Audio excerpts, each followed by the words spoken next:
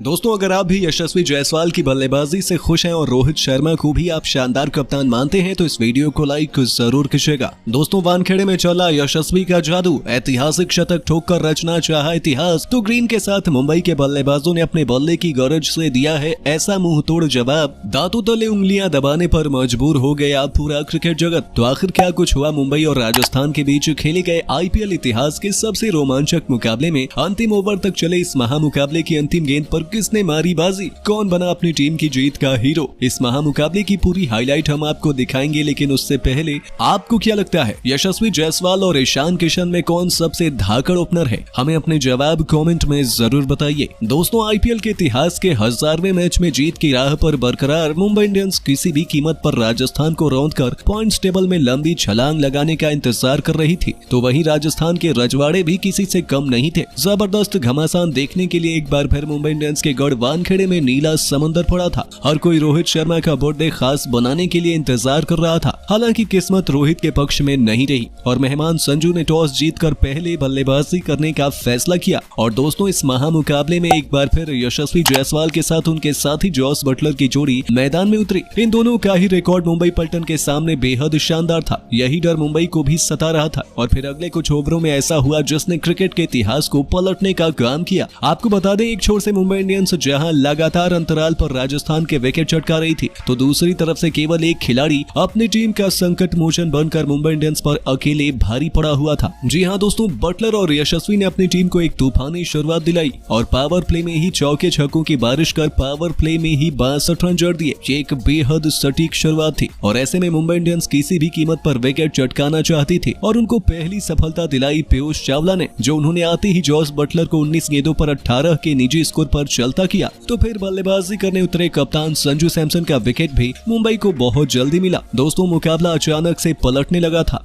तूफानी शुरुआत के बावजूद राजस्थान ने बहुत जल्दी अंतराल में विकेट गंवाना शुरू कर दिए। जहां संजू केवल 14 रन बनाकर वापस लौट गए, तो बल्लेबाजी करने आए पडिक्कल को पीयूष चावला ने केवल 2 के निजी स्कोर पर क्लीन बोल्ड कर राजस्थान की कमर ही तोड़ दी। केवल 103 रनों पर 3 बल्लेबाज पवेलियन लौट चुके थे। लेकिन मुंबई के लिए चिंता की बात तो ये थी कि यशस्वी जायसवाल रुकने का नाम नहीं ले रहे थे। जी हाँ दोस्तों, जहां एक छोर से लगातार विकेट जा रहे थे, तो वहां यशस्वी एक अलग ही पिच पर अलग ही अंदाज में बल्लेबाजी कर रहे थे। उन्होंने केवल 29 गेंदों में ही अपना तूफानी अर्धशतक पूरा कर लिया था और उन्हें रोक पाना मुंबई के किसी भी गेंदबाज के बस की बात नहीं लग रही थी। लेकिन इस उभरते हुए सितारे को किसी अन्य खिलाड़ी का साथ नहीं मिल पाया और अंत तक विकेटों के गिरने का सिलसिला जारी रहा। जेसन होल्डर ने भी आकर एक छक्का जड़ा, लेकिन केवल 9 गेंदों में 11 रन बनाकर उन्हें जोफ्रा आर्चर ने वापस भेजा। हेटमायर भी आज केवल 8 रनों का योगदान दे पाए, लेकिन यशस्वी जायसवाल तो इतिहास रचने के इरादे से ही मैदान में उतरे थे। देखते ही देखते ये खिलाड़ी अपने शतक के बेहद करीब था,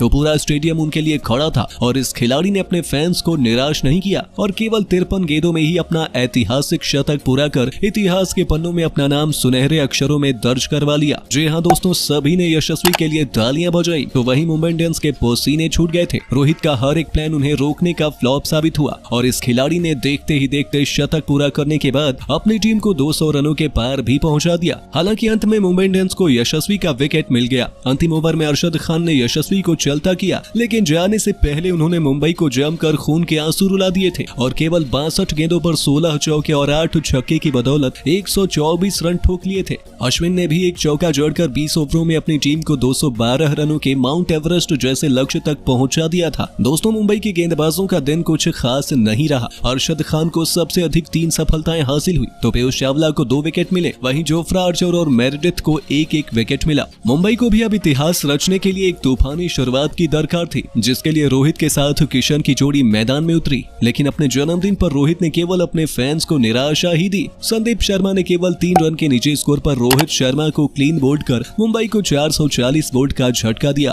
पूरे स्टेडियम में सन्नाटा छा गया था। हालांकि उनके आउट होने के बाद कैमरन ग्रीन ने एक के बाद एक 3 चौके जड़कर अपने तेवर दिखा दिए थे, तो ईशान किशन भी जबरदस्त फॉर्म में लग रहे थे। इन दोनों ने राजस्थान की खुशियों को मातम में बदलना शुरू कर दिया था। अश्विन के भी खिलाफ उन्होंने में घुटने टेक कर इतना खतरनाक छक्का बटोरा कि संजू भी देखते रह गए। पावर प्ले के अंतिम ओवर में संदीप की धज्जियां उड़ाते हुए इन दोनों ने 6 ओवरों में ही अपनी टीम को 58 रनों तक पहुंचा दिया था। मुंबई इंडियंस इस मुकाबले में वापस आ चुकी थी। कैमरन ग्रीन रुकने का नाम नहीं ले रहे थे। युजी चहल के सिर के ऊपर से छक्का जड़कर उन्होंने अपनी टीम को जीत की तरह बनाना शुरू कर दिया था। 8 ओवर में इन दोनों ने अपनी तूफानी बल्लेबाजी से मुंबई को 75 रनों तक पहुंचा दिया था और अंतिम 12 ओवरों में मुंबई को जीत के लिए 138 रन चाहिए थे। ये दोनों दमदार बल्लेबाजी कर रहे थे और ऐसे में मुंबई आसानी से इस मुकाबले को अपने नाम करने का दम रखती है। वैसे दोस्तों, आपको क्या लगता है, रोहित शर्मा क्या इस बार मुंबई इंडियंस को आईपीएल चैंपियन बना पाएंगे? हमें अपने जवाब कमेंट में जरूर बताइए और ऐसे ही शानदार खबरों के लिए सब्सक्राइब कर लीजिए हमारे YouTube चैनल को। वीडियो अच्छी हो तो इसे लाइक जरूर करें।